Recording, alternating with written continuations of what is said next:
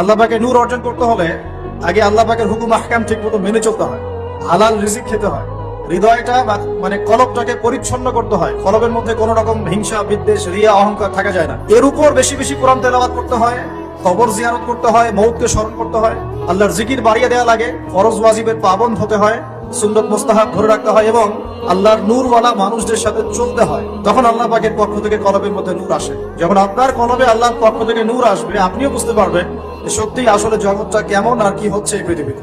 তাহলে বস্তুবাদী চোখ দিয়ে আপনি যদি দেখেন তাহলে মনে হবে যে মাশাআল্লাহ আমরা উন্নতি অগ্রগতির স্বর্ণশিখরে যাচ্ছি, কিন্তু আল্লাহর নূর দিয়ে দেখলে আপনি বুঝতে পারবেন যে রিয়েলিটি আর এই ভিজুয়াল ওয়ার্ল্ডের মধ্যে আকাশ পাতাল পার্থক্য আছে।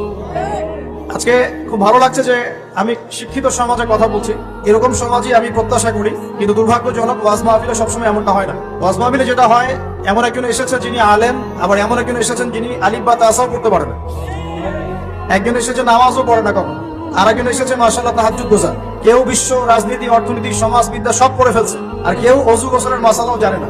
এরকম জায়গায় কথা বলাটাও খুব ডিফিকাল্ট।